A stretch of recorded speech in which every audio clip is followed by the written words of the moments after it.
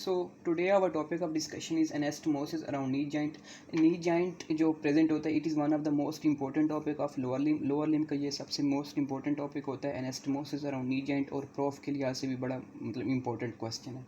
इसमें आप anastomosis को समझने के लिए ना आपको सबसे पहले lower limb की arterial supply का पता होना चाहिए कि कहाँ से आ रही है और किसको supply कर रही है, किस artery की कौन सी branches हैं और वो उस artery की कितनी branches उस anastomosis में involve होती हैं. ठीक है, तो शुरू करते हैं. Arterial supply of lower limb for the anastomosis around knee joint.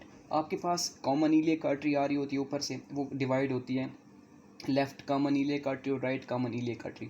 फिर वो right common iliac artery divide होती है दो में, राइट एक्सटर्नल इलियक आर्टरी और राइट इंटरनल इलियक आर्टरी. लेकिन यहाँ पे हम anastomosis around the knee joint में इन्वॉल्व होती हैं आपके पास femoral artery and popliteal artery mostly.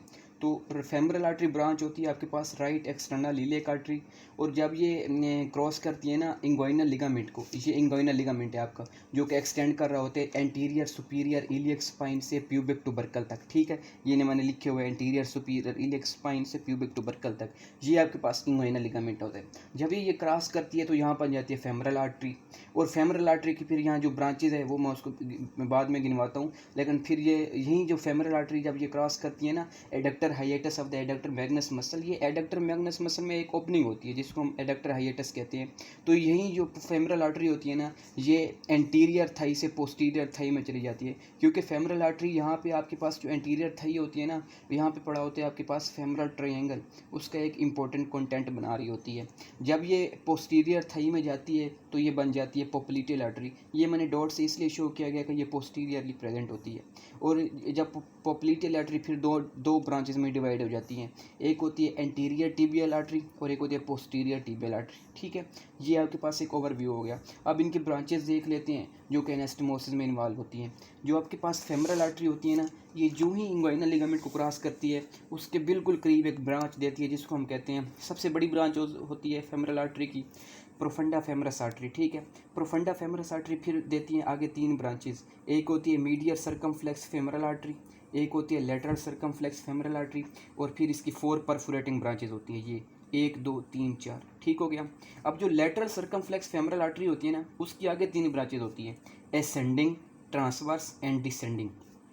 ठीक है, अब यही फेमरल आर्टरी की एक और ब्रांच होती है जिसको हम कहते हैं descending genicular branch of femoral artery. ये आगे जाकर दो ब्रांचेस में डिवाइड होती है, एक आर्टिकुलर ब्रांच और एक सेफनस ब्रांच. अब यह जो आपके पास femoral artery adductor hiatus of adductor magnus को क्रॉस करती है और पोप्लीटियल बन जाती है, तो पोप्लीटियल आर्टरी की आपके पास टोटल 5 ब्रांचेस होती हैं. लेकिन anastomosis around the knee joint में इसकी 4 ब्रांचेस इन्वॉल्व होती है, 2 superior, 2 inferior, 2 medially, 2 laterally present होती. ये मीडियल साइड है, ये लेटरल साइड आप कंसीडर कर लें. ठीक है, तो जो सुपीरियर एक होती है सुपीरियर मीडियल जेनिकुलर आर्टरी जो ब्रांच होती है पोप्लीटियल आर्टरी की, ये वाली. एक होती है इन्फीरियर मीडियल जेनिकुलर आर्टरी जो ये होती है, ये भी पोप्लीटियल आर्टरी की ब्रांच है. एक दो अब लेटरली और सुपीरियर और इन्फीरियर प्रेजेंट होंगी. Superior lateral genicular artery, inferior lateral genicular artery, ये आगे ब्रांचेस दे रही होती है. ठीक है, और जब पोप्लीटियल आर्टरी डिवाइड होती है एंटीरियर टिबियल और पोस्टीरियर टिबियल में, ये फिर आगे ब्रांचेस देती हैं. एंटीरियर टिबियल की ब्रांचेस होती है एंटीरियर टिबियल रिकरेंट, ये वाली anterior tibial recurrent branch of the tibial anterior tibial artery, और posterior tibial recurrent branch of the anterior tibial artery. और जो पोस्टीरियर टिबियल आर्टरी होती है ना ये एक ब्रांच देती है जिसको हम कहते हैं सर्कमफ्लेक्स फेबुलर आर्टरी. अब जो रिकरेंट और कोलेटरल का कॉन्सेप्ट ये होता है कि रिकरेंट जो होता है वो आर्टरी अपोजिट डायरेक्शन में रन कर रही होती है, और जो कोलेटरल होती है वो पैरेलल डायरेक्शन में रन कर रही होती है. अब एनास्टोमोसिस देख लेते हैं. 4 एनास्टोमोसिस बनते हैं अराउंड द नी जॉइंट.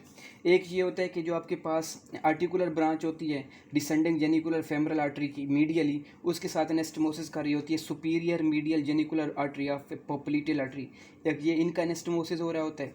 एक जो आपके पास सेफनस ब्रांच होती है descending genicular branch of femoral artery की, उसके साथ एनास्टोमोसिस कर रही होती है आपके पास inferior medial genicular branch of the popliteal artery. दो एनास्टोमोसिस मीडियली साइड पे हो गए, और ये अबव द कोंडाइल होगा मीडियली साइड पे, ये बिलो द कोंडाइल होगा मीडियली साइड पे. ये मैं आपको फिर थोरेटिकली भी बता देता हूँ यहाँ इस पेज में. और दो एनास्टोमोसिस आपके पास लेटरली साइड पे प्रेजेंट होते हैं. एक का रही होती है आपके पास जो लेटरल सर्कमफ्लेक्स फेबरल आर्टरी की डिसेंडिंग ब्रांच होती है, उसके साथ सुपीरियर